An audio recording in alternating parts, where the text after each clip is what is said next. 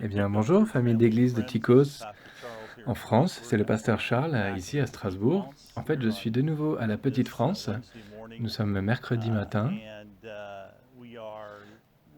et nous sommes en fait devant un restaurant où Dale et moi sommes allés quand nous sommes premièrement arrivés à Strasbourg, un restaurant traditionnel.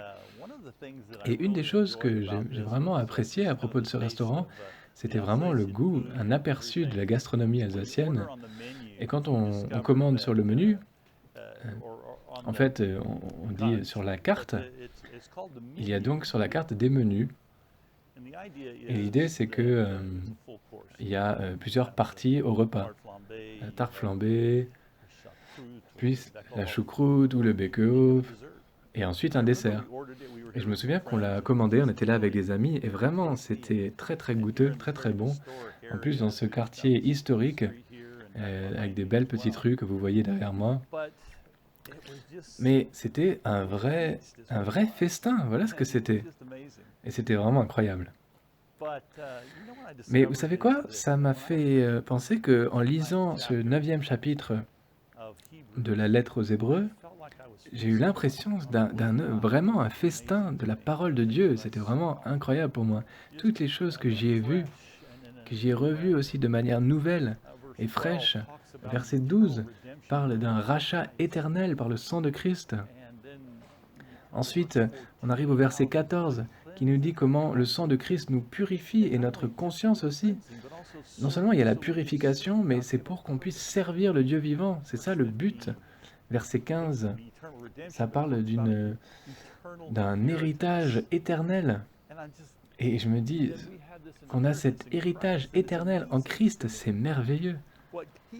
Ce qu'il a accompli en versant son propre sang pour nous. Et pas seulement ça, mais verset 22 nous parle ensuite de comment est-ce que sans verser du sang, il n'y a pas de pardon des péchés. Verset 24, le fait qu'il intercède pour nous, il est dans le ciel même, et qu'il intercède pour nous. C'est vraiment tellement riche, c'est un vrai festin, un festin de la vérité de tout ce que Dieu a accompli, toutes les choses merveilleuses qu'il a faites pour nous. Verset 27, c'est un peu comme un avertissement. Un homme ne meurt qu'une fois, mais ensuite vient le jugement. On a cette chance dans cette vie de festoyer de toutes les bonnes choses que sont notre salut.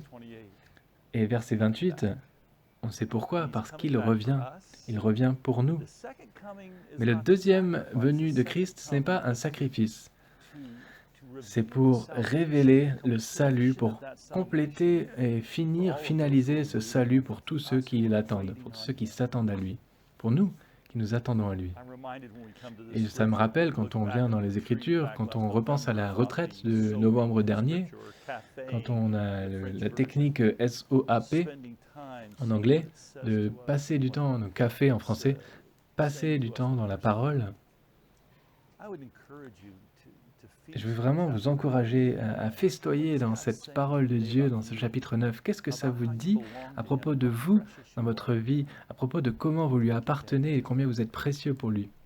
Pensez à cela et approchez les Écritures comme un repas ou même mieux encore qu'un repas qu'on pourrait manger dans le meilleur des restaurants. C'est la nourriture spirituelle de nos âmes en Christ. Merci Jésus pour ta parole, merci pour tes promesses, merci pour ta vérité, merci pour ton acceptation. Nous t'adorons au nom de Jésus. Amen. Eh bien, je continue mon petit voyage là. Ce soir, nous avons un temps de prière, non demain, un temps de prière à 6 heures sur Zoom. Dimanche, notre culte à 10 heures en ligne et je me réjouis de vous y retrouver. Bon courage en Christ. À bientôt.